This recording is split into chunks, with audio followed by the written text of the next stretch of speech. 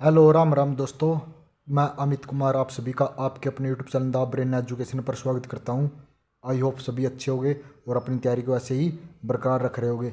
तो आप सभी को पता है कि हमने एचटेट टीजीडी पीजीडी के लिए सामाजिक विज्ञान की सीरीज स्टार्ट की हुई है, जिसमें हम कंप्लीट 10वीं क्लास के 1100 सामाजिक विज्ञान के इंपॉर्टेंट क्वेश्चन करेंगे, जो कि आप सभी को पता ही है कि एचटेट में सामाजिक विज्ञान का बहुत बढ़िया रोल रहता है। अगर आपने भाई ये 1100 क्वेश्चन हर क्लास के 1100 क्वेश्चन कर लिए ना, तो ऐसे हम ना छठी से लेके और 10वीं तक कंप्लीट हर क्लास के 1100 क्वेश्चन करेंगे।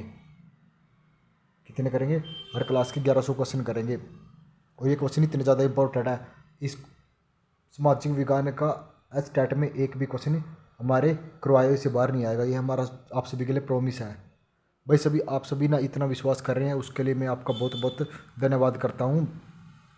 अगर आपको पता हो कि यही क्वेश्चन आप दूसरे यूट्यूब पर जाकर देखोगे तो आपका 1 से 1.5 घंटा का टाइम वेस्ट हो जाएगा, और हम आपके लिए सिर्फ ओनली 10 मिनट में ये क्वेश्चनों का बहुत ही अच्छे से रिवीजन करवा रहे हैं। और आप सभी इतना ज़्यादा प्यार देने के लिए आपका बहुत बहुत धन्यवाद। तो चलो अब अपनी क्लास की शुरुआत करते हैं। आज आपका चैप्टर रहेगा आपदा प्रबंधन। तो आपका पहला क्वेश्चन है कि भूकंप का मापन किसके द्वारा होता है? तो भूकंप का मापन रिएक्टर स्केल के द्वारा होता है। नदियों में बाढ़ आने का प्रमुख कारण क्या है? तो नदियों में बाढ़ क्यों आती है? जल की अधिकता के कारण नदियों में बाढ़ आती है। इनमें से कौन प्राकृतिक आपदा नहीं है? तो आतंकवाद नहीं है। सुनामी भी है, भूकंप भी है और बाढ़ भी प्राकृतिक आपदा है, लेकिन आतंकवाद नहीं है। इनमें से कौन मानव जनित आपदा है? तो मानव के द्वारा सांप्रदायिक दंगे भी होते हैं, महामारी भी मानव के द्वारा ही आती है, जैसे कि कोरोना आया था, उसके बाद आतंकवाद उपरोक्त सभी है। भोपाल गैस शताब्दी किस प्रकार की आपदा थी? तो भोपाल एक मानव जनित थी। भोपाल गैस शताब्दी कब हुई थी? 1984 में हुई थी। कौन सी गैस थी? वो मिथेल आइसोसोलेट गैस थी। कब हुई थी? 1984 में। आपदा प्रबंधन किसे कहा जाता है? तो आपदा प्रबंधन प्राकृतिक आपदाओं का दुष्परिणामों को कम करने के उपाय है। आपका नेक्स्ट क्वेश्चन है, इनमें से कौन मानव जनित आपदा नहीं है? तो मानव जनित आपदा कौन सी नहीं है इनमें से? तो सांप्रदायिक दंगे ये भी है, रेल दुर्घटना ये भी है, आतंकवाद ये भी है, लेकिन कौन सी नहीं है? इनमें से कोई नहीं है, लेकिन तीनों मानव के द्वारा ही है। तो सुनामी क्या है? तो सुनामी क्या है? एक सुनामी विनाशकारी समुद्री लहरें होती है। बिहार भूकंप कब आया था? तो बिहार में भूकंप कब आया था? तो बिहार में भूकंप 1934 ईस्वी में आया था। भूकंप किस प्रकार की आपदा है? तो भूकंप एक प्राकृतिक आपदा है। तो आप सभी को पता ही होगा कि वैसे क्लास देखने से आपको पता ही लग गया होगा कि ये जियोग्राफी का क्वेश्चन है। तो सामाजिक विज्ञान में हिस्ट्री और जियोग्राफी दोनों का अच्छा रोल रहता है, इसलिए हम जियोग्राफी के भी साथ के साथ कर रहे हैं। तो महाराष्ट्र में भूकंप आने का प्रमुख कारण क्या था? तो कोई ना बांध का निर्माण है। इनमें से कौन विस्तृत क्षेत्र को प्रभावित करने वाली आपदा है? तो विस्तृत क्षेत्र कौन करता है? ओजोन परत का क्षरण करता है। इनमें से कम विनाशकारी आपदा कौन सी है?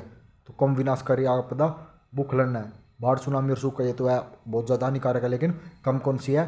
तो इनमें से भूस्खलन कम है। सुनामी का प्रमुख कारण क्या है? तो सुनामी का प्रमुख कारण समुद्री में भूकंप का आना है। बंगाल की खाड़ी का चक्रवात किन महीनों में भयानक होता है? तो बंगाल की खाड़ी का चक्रवात कौन से महीनों में भयानक होता है? ये अक्टूबर नवंबर में सबसे ज़्यादा भयानक हो जाता है। भारत का सूखा क्षेत्र माना जाता है। तो भारत का सूखा क्षेत्र पूर्वी राजस्थान ये भी माना जाता है, पूरा मध्य प्रदेश ये भी माना जाता है, कर्नाटक का पठारी क्षेत्र ये भी माना जाता है। उपरोक्त सभी आ जाएगा वो इसका। बाढ़ प्रबंधन में किस बात का सबसे अधिक ध्यान देना चाहिए? तो बाढ़ प्रबंधन में नदियों के दोनों और तटबंधों का निर्माण होना चाहिए।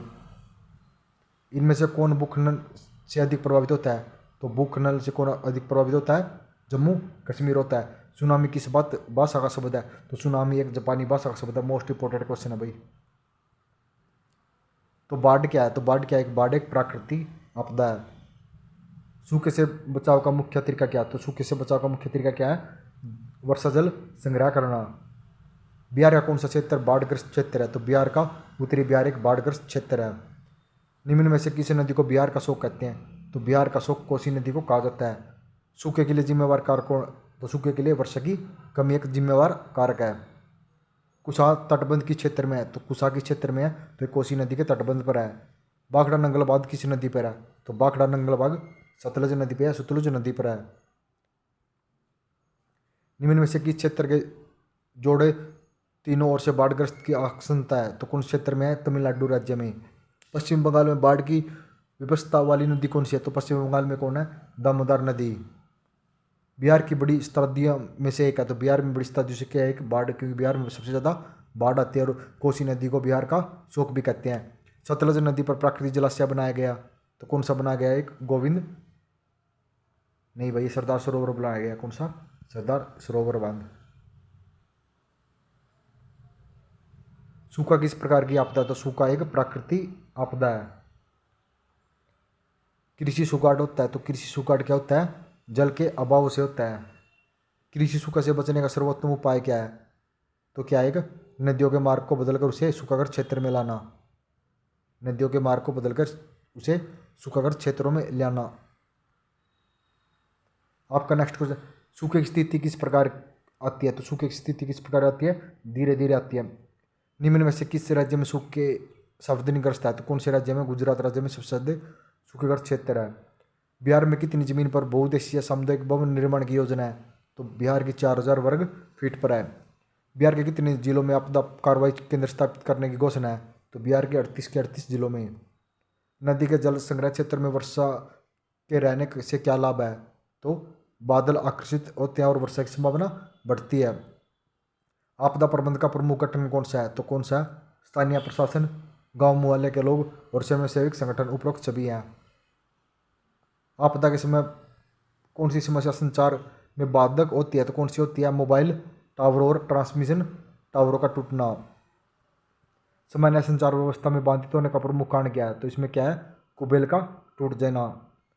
सुनामी मीटर द्वारा समुद्र तल से क्या मापते हैं?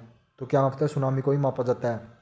पृथ्वी की सतह पर पहुंचने वाले पहली तरंगे को किस नाम से जाना जाता है? तो पृथ्वी पर पहुंचने वाली पहली तरंगे को पी तरंगे के नाम से जाना जाता है।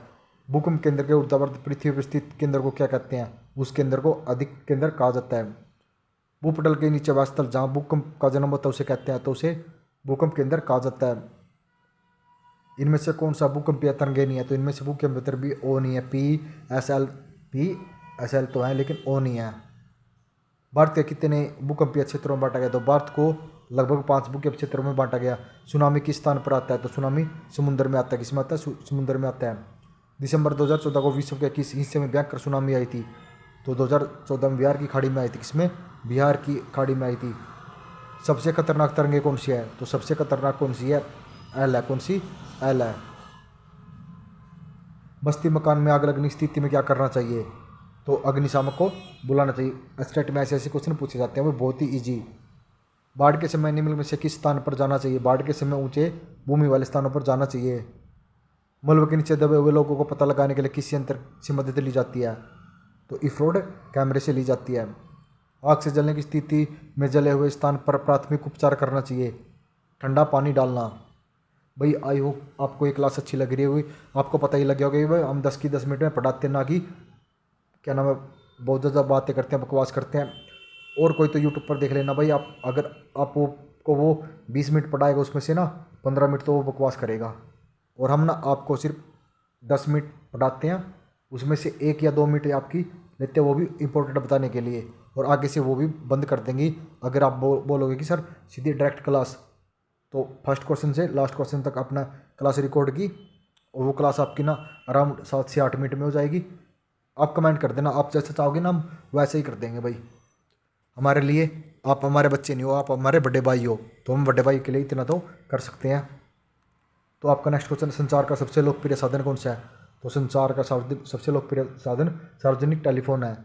वैकल्पिक संचार साधन इनमें से कौन नहीं है? तो अंतरिक्ष नहीं है। रेडियो संचार उपग्रह और हेमोरेडियो है लेकिन अंतरिक्ष नहीं है। इनमें से कौन सा प्राकृतिक आपदा नहीं है? तो प्राकृतिक आपदा कौन सा नहीं है? आतंकवादी। रिपीट क्वेश्चन हो गया भाई। सुदूर संवेदी उपग्रह रिमोट सेंसिंग उपग्रह का प्रयोग किसके लिए होता है? तो ये दूर संचारों के लिए होता है, मौसमी विज्ञान के लिए होता है, संसाधनों की खोज के लिए होता है, उपरोक्त सभी के लिए होता है।